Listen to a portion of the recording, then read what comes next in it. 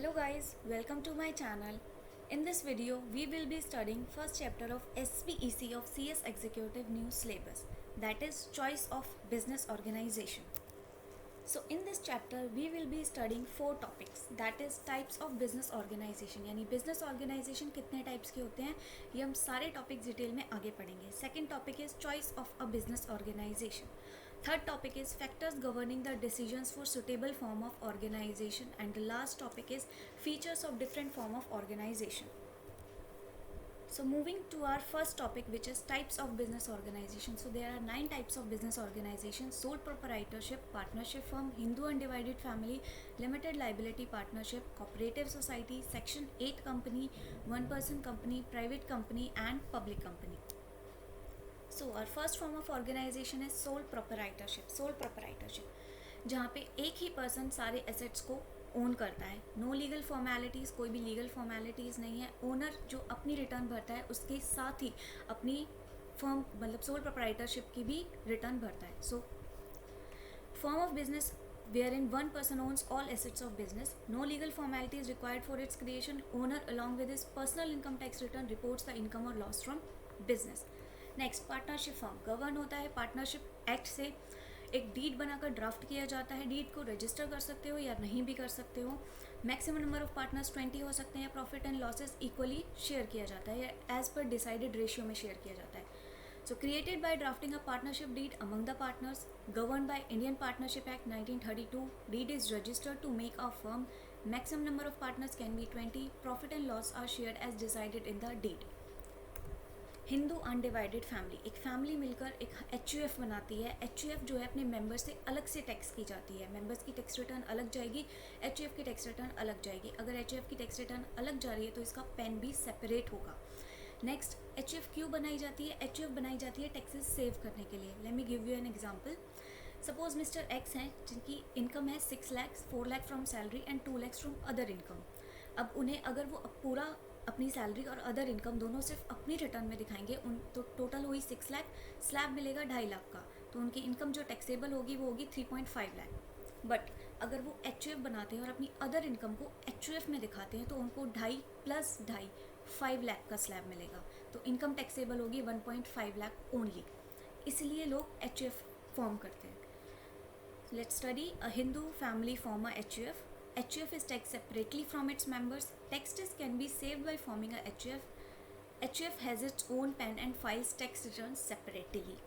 Next, limited liability partnership. Company और partnership firm के features हैं, उन दोनों के बेनिफिट्स इसे मिलते हैं. मेंबर्स को अलाउड होता है कि वो अपना इंटरनल मैनेजमेंट खुद ऑर्गेनाइज कर सकें. So provides benefits of limited liability of company. Members are allowed to organize their internal management on the basis of an agreement, has the features of company and a partnership firm.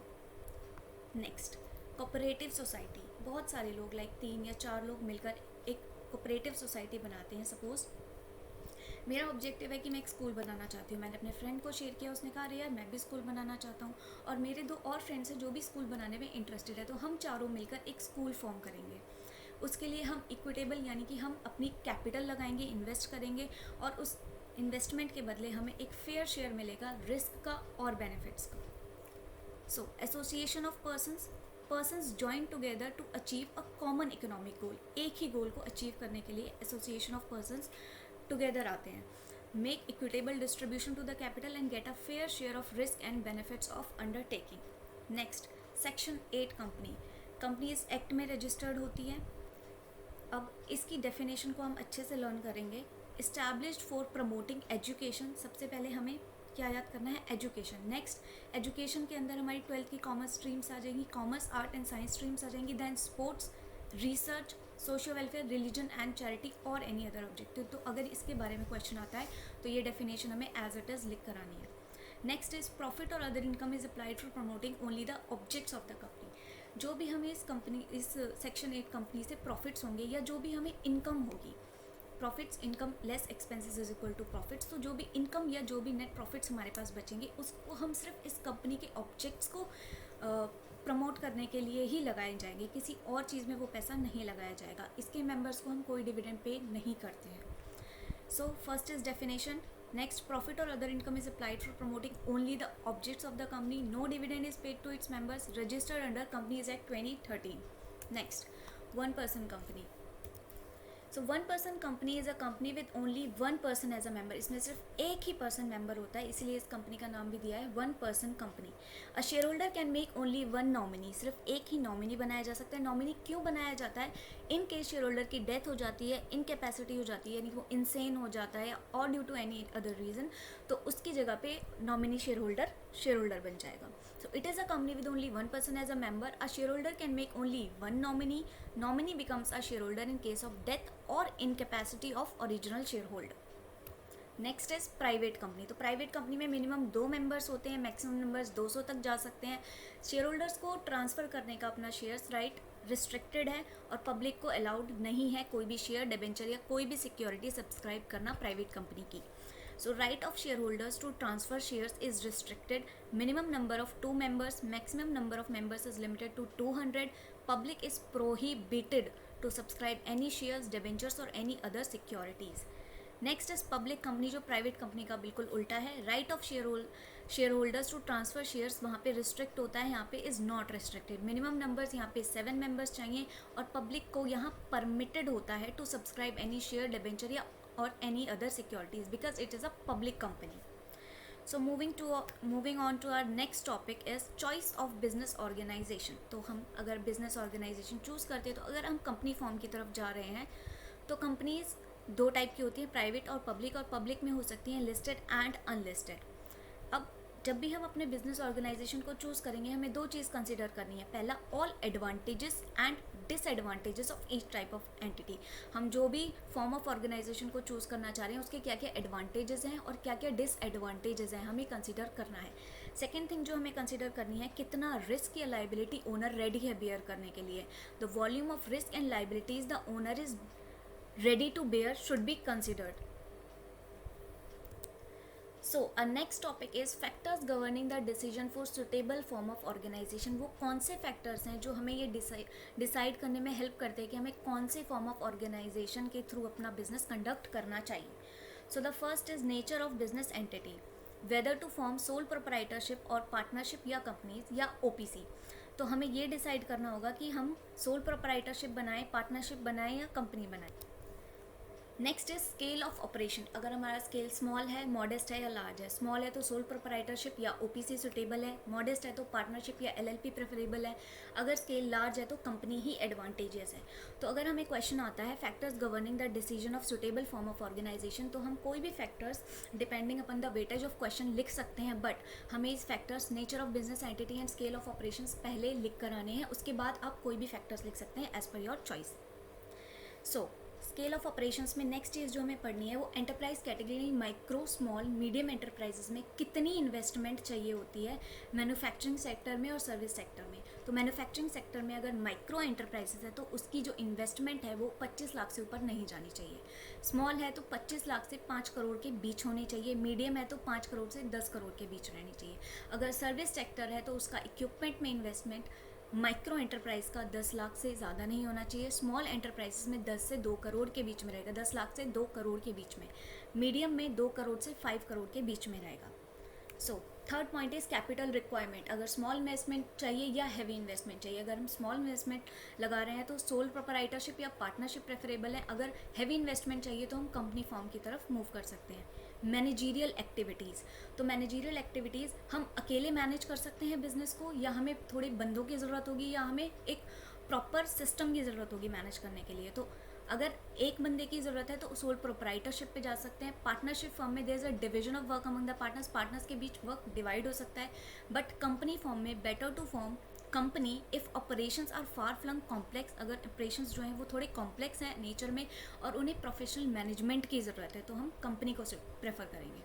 Next is degree of control and management. Proprietorship में complete control होता है, partnership में control divide हो जाता है क्योंकि वहाँ partners होते हैं, और कंपनी में जो कंट्रोल होता है वो हम डायरेक्टर्स के हाथ में दे देते हैं, जिसे हम बोर्ड ऑफ डायरेक्टर्स या बोर्ड भी बोलते हैं. So degree of control and management, complete control, overall control over his business. Control of business is jointly shared by the partners, and management and control of company is entrusted to the board. Next, degree of risk and liabilities. Risk कम है या risk ज़्यादा है। तो proprietorship में there small risk, क्योंकि और personally liable for all debts of business, business के जो भी डेट्स होंगे वो प्रोपराइटर अकेला ही बेयर करेगा।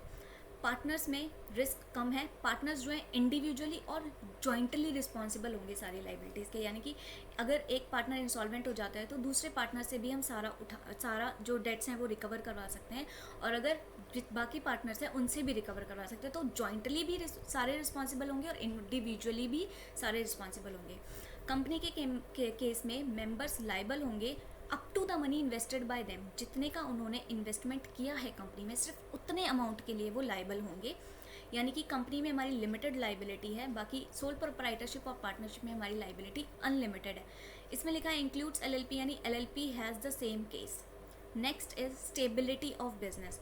तो स्टेबिलिटी, नॉट स्टेबल हो, अनस्टेबल हो या मोस्ट स्टेबल हो। तो सोल प्रोप्राइटरशिप स्टेबल नहीं है, क्योंकि अगर प्रोप्राइटर की डेथ हो जाती है तो हमारी जो बिजनेस है वो टर्मिनेट हो जाता है। पार्टनरशिप फर्म अनस्टेबल है। क्यों अनस्टेबल है?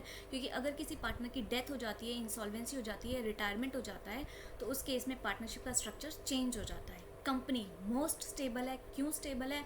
Due to the feature of perpetual succession, क्योंकि हमारी कंपनी में अगर डायरेक्टर सारे मर भी जाते हैं तब भी हमारी जो कंपनी है वो ख़त्म नहीं होती, कंपनी को सिर्फ लॉ के थ्रू ही ख़त्म किया जा सकता है। तो कंपनी परपेचुअल सक्सेशन की वजह से मोस्ट स्टेबल है। इंक्लूड्स एलएलपी, यानी एलएलपी का भी सेम केस है। Next is flexibility of administration. तो फ्लेक्सिबल होगा या फ्लेक्सिबल नहीं होगा? तो सोल प्रोप्राइटरशिप बहुत फ्लेक्सिबल होता है। क्यों फ्लेक्सिबल होता है? अगर हम अपने बिजनेस में कोई भी चेंजेस करना चाहते हैं, हमें किसी की परमिशन की ज़रूरत नहीं है और हम बिना किसी इनकन्वीनियंस और लॉस के चेंजेस कर सकते हैं। पार्टनरशिप फर्म में भी सेम केस है, बट कंपनी फ्लेक्सिबल नहीं होती। क्यों नहीं होती? क्योंकि उसके जो बिजनेस होते हैं वो बहुत ही लार्ज स्केल पे कंडक्ट किए जाते हैं और उसका स्ट्रक्चर रिजिड होता है। अगर हमें कुछ चेंजेस करने हैं तो हमें कंपनीज के जो एप्लीकेबल लॉज हैं उनके अंडर देखकर काम करना होगा कि कहीं हम कोई कंपनी लॉ को प्रोहिबिट तो नहीं कर रहे हैं। Next is division of profit.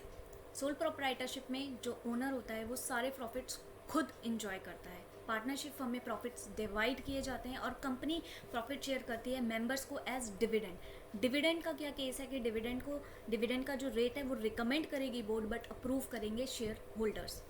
Next is company चाहे तो बोनस शेयर्स भी इशू कर सकती है एज रिवॉर्ड। अगर प्रॉफिट ज़्यादा है डिविडेंड के साथ साथ वो चाहे तो बोनस शेयर्स भी इशू कर सकती है अपने मेंबर्स को।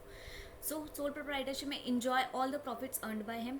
Partnership firm if willing to share profit, partnership is preferred. अगर हम चाहते हैं कि हम अपने प्रॉफिट्स बांट सकते हैं तो हम पार्टनरशिप फर्म को प्रेफर करेंगे। कंपनी के केस में profits are shared as dividend in the proportion of shareholding. Rate of dividend decided by the board and approved by shareholder. May issue bonus share as reward. Next is cost procedure and government regulation. Sole proprietorship बहुत ही easiest है क्योंकि ज़्यादा पैसा नहीं लगता। Easiest and cheapest. Easiest क्यों है? क्योंकि कोई गवर्नमेंट रेगुलेशन नहीं है तो हम इसे ईजिली फॉर्म कर सकते हैं। So easiest and cheapest, there is no specific government regulation but guided by various state and central laws for proof of existence. But like जैसे शॉप लॉज हैं तो उनसे रिलेटेड वो गाइड करते हैं। तो थोड़े बहुत लॉज हैं बट प्रॉपर रिस्ट्रिक्शंस नहीं है। नेक्स्ट पार्टनरशिप हम क्वाइट सिंपल टू इनिशिएट। बनाना बहुत आसान है क्योंकि सिर्फ एक डीड साइन करनी है। तो अगर आपको रजिस्टर नहीं करवानी तो वो और भी ज़्यादा इजी प्रोसेस है। Deed is needed for registration of firm and for tax authorities. अगर आपको टैक्स पे करना है या रजिस्टर करवानी है अपनी फर्म तो डीड की रिक्वायरमेंट होगी, बट उसका प्रोसीजर भी सिंपल है और डिसोल्यूशन प्रोसेस भी काफ़ी सिंपल है। Next is company. तो कंपनी जो है थोड़ी कॉम्प्लिकेटेड है क्योंकि बनाने के लिए हमें फॉर्म्स लगते हैं जिनकी फ़ीस देनी पड़ती है, तो थोड़ी एक्सपेंसिव भी है। और एक्सपेंसिव किस लिए भी है? क्योंकि कंपनी को रन करने के लिए हमें बहुत सारी लीगल फॉर्मेलिटीज़ कंप्लाई करनी पड़ती हैं। So company is more complicated to form. It is created by law and dissolved by law. Law से ही बनती है और लॉ के थ्रू ही डिजॉल्व हो सकती है। ईजिली हम डिजॉल्व नहीं कर सकते। And operate under the provisions और थ्रू आउट कंपनी हम जब ऑपरेट हो रही है तो भी प्रोविजंस, लॉ के प्रोविजंस के अंडर ही ऑपरेट होगी। एक्सपेंसिव है क्योंकि बहुत सारी लीगल फॉर्मेलिटीज़ है जिनको फुलफिल करने के लिए हमें एक्सपेंस करना पड़ता है। नॉन पेमेंट ऑफ ड्यूज़ में लीड टू इंसॉल्वेंसी और लिक्विडेशन। अगर हम अपने ड्यूज़ की पेमेंट नहीं करते तो हमारी कंपनी इंसॉल्वेंट या लिक्विडेशन में भी जा सकती है। Next is tax implication. Tax liability proprietorship में डिपेंड किस पे करेगी? जितना वो प्रॉफिट कमाएगा। Tax liability depends to the extent of profits earned. Next, the liability of owner is unlimited. Next, partnership firm में tax liability depends to the extent of profits earned. The liability of owner is unlimited. तो soul proprietorship और partnership firm में tax implication का case बिल्कुल same है, but company के case में change है क्योंकि टैक्स लाइबिलिटी हायर होती है। हायर क्यों होती है? क्योंकि कंपनी फ्लैट रेट पे टैक्स पे करती है। 30% या कोई भी परसेंट उस टाइम पे, कोई भी रेट उस टाइम पे चल रहा हो उस पर। सो टैक्स लाइबिलिटी हायर है, liability is limited to the value of shares purchase, और शेयर होल्डर्स की लाइबिलिटी जो कहाँ तक लिमिटेड है, जितना उन्होंने इन्वेस्ट किया है, जितने का उन्होंने शेयर परचेज किया है। इंक्लूड्स एलएलपी, यानी एलएलपी का भी सेम केस है। Next is geographical mobility. अगर कंसर्न सिर्फ लोकल मार्केट में डील करना चाहती है या सीजनल प्रोडक्ट्स में जैसे मैंगोज हो गए या और कोई फ्रूट्स है, या पेरिशेबल गुड्स में जो जल्दी ही, जैसे मिल्क हो गया या ब्रेड हो गए जो जल्दी ही, जिनकी ड्यूरेबिलिटी ज़्यादा नहीं होती, तो उस केस में हम सोल प्रोप्राइटरशिप को प्रेफर कर सकते हैं या पार्टनरशिप को प्रेफर कर सकते हैं। कंपनी के केस में कब सुटेबल है, अगर हमारा जो प्रोडक्ट है वो हम ऑल ओवर इंडिया में मार्केट करना चाहते हैं। सो सोल प्रोप्राइटरशिप और partnership is suitable in case of concern dealing with local market, seasonal products या पेरिशेबल गुड्स, और फॉर अ स्पेसिफिक सिटी या लोकेलिटी, या किसी छोटे एरिया में अगर हम अपना प्रोडक्ट मार्केट करना चाहते हैं। Suitable in case it is propose to market the product और सर्विस ऑल ओवर इंडिया, अगर वो पूरी इंडिया में अपना प्रोडक्ट मार्केट करना चाहते हैं तो हम कंपनी फॉर्म की तरफ जाएंगे। ट्रांसफरेबिलिटी ऑफ ओनरशिप, तो ट्रांसफ़र कर सकते हैं या नहीं कर सकते हैं। तो सोल प्रोप्राइटरशिप में नो ट्रांसफरेबिलिटी ऑफ ओनरशिप, क्योंकि ओनर जो होता है वो खुद ही सारे प्रॉफिट्स एंजॉय करता है और लॉसेस को बेयर करता है। पार्टनरशिप फर्म में जो प्रॉफिट्स एंड लॉसेज हैं वो एग्रीड रेशियो में शेयर किए जाते हैं। अगर पार्टनर एग्जिट करता है एक और दूसरा पार्टनर एंटर करता है तो उसको सेम शेयर दिया जाएगा, उसको भी बेनिफिट्स मिलेंगे ओनरशिप के, और प्रॉफिट्स एंड लॉसेज वो शेयर करेगा। कंपनी के केस में ट्रांसफ़र करना अपनी शेयर होल्डिंग बहुत ईजी है, क्योंकि आपको सिर्फ अपनी शेयर होल्डिंग ट्रांसफ़र करनी है और आपकी ओनरशिप भी ट्रांसफ़र हो जाएगी। मैनेजीरियल नीड्स, अगर हमारा जो कंसर्न है वो सिर्फ छोटे एरियाज़ में ही काम करना चाहता है तो एक पर्सन भी उसको मैनेज करने के लिए इनफ होगा। लेकिन अगर हमारा कंसर्न थोड़ी बहुत ज़्यादा वास्ट एरिया में चाहता है अपना बिजनेस फैलाना, तो उस केस में हमें थोड़े ज़्यादा पर्सन्स की ज़रूरत होगी, तो हम पार्टनरशिप को प्रेफर करेंगे। और अगर पूरे बहुत लार्ज स्केल पे या इंटरनेशनली आप अपना बिजनेस स्टार्ट करना चाहते हैं तो उस केस में आपको स्पेशलिस्ट्स की ज़रूरत होगी, क्योंकि इंटरनेशनली लॉज जो हैं वो थोड़े डिफरेंट होते हैं, तो स्पेशलिस्ट पर्सन की ज़रूरत पड़ेगी। तो उस केस में हम जो है कंपनी फॉर्म को देखेंगे। So managerial needs, it is suitable when concern caters to local needs, only one person will be enough to manage the business. Partnership firm में it is suitable when business caters to more areas, more persons are needed to look after business functions.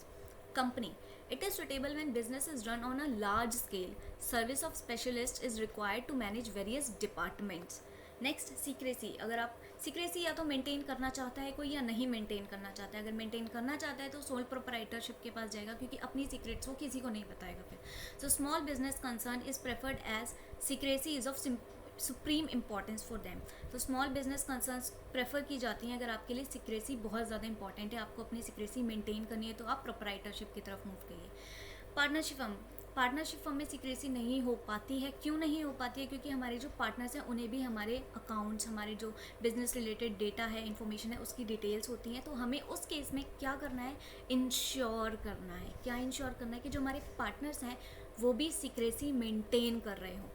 Company में secrecy बहुत restricted है। क्यों restricted है? क्योंकि company को अपना data और इन्फॉर्मेशन एमसीए इनकम टैक्स पर देना पड़ता है, जिसकी वजह से जो पब्लिक डोमेन है, यानी कि जो पब्लिक है हमारी, वो जब भी चाहे उस डेटा को एक्सेस कर सकती है। सीक्रेसी में भी restricted because of statutory requirement to place the information in public domain which is accessible to any person. Next is independence. आपको फ्रीडम चाहिए या आपको फ्रीडम रिस्ट्रिक्टेड चाहिए? तो अगर आपको फ्रीडम चाहिए तो सुटेबल है if entrepreneur wants to have freedom in business with little government interference. Next partnership form, same as sole proprietorship. इसमें भी वही केस है, अगर आपको फ्रीडम चाहिए तो आप सोल प्रोप्राइटरशिप या पार्टनरशिप को प्रेफर कर सकते हैं। और कंपनी के केस में it is subject to strict government regulations. इसमें गवर्नमेंट रेगुलेशंस होगी, गवर्नमेंट की इंटरवेंशन होगी।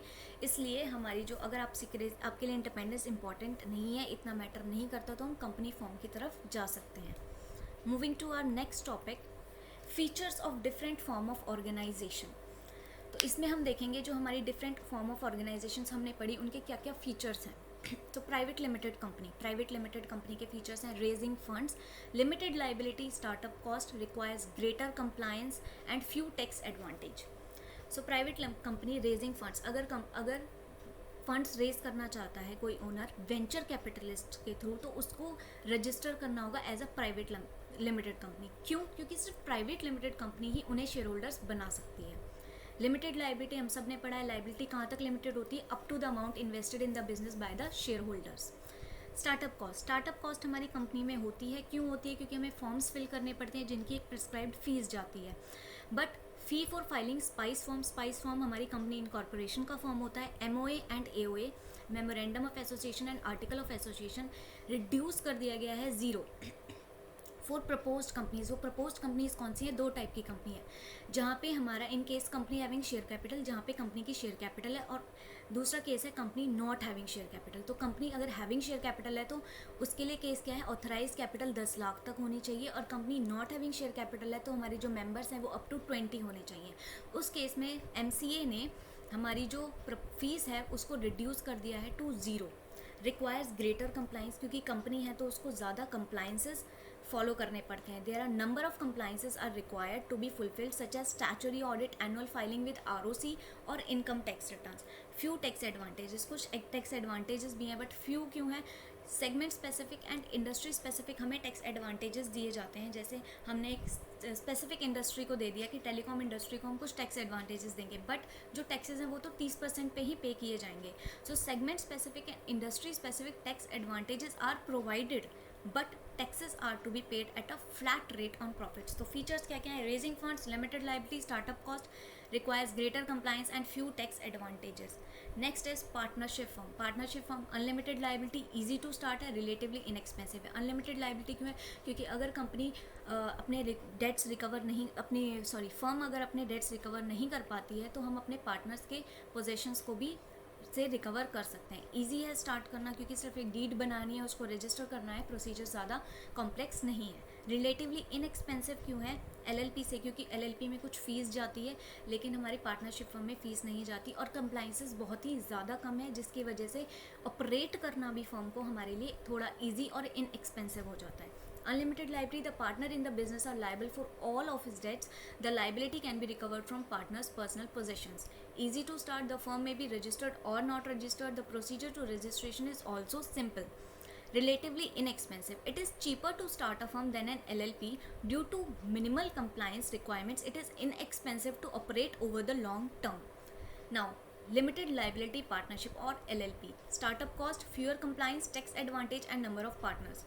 स्टार्टअप कॉस्ट चीपर होती है than starting a private company, क्योंकि प्राइवेट कंपनी की फीस थोड़ी ज़्यादा होती है, बट LLP की कंपैरेटिवली कम होती है। Fewer compliances, MCA has made some concessions to the LLP, hence there are fewer compliances. MCA ने LLP के लिए कुछ कंसेशंस दिए हैं कुछ प्रोविजंस में, तो इस वजह से जो हमारी LLP को ऑपरेट करना हमारे लिए थोड़ा ईजी हो जाता है। तो फ्यूअर कंप्लाइंसेस।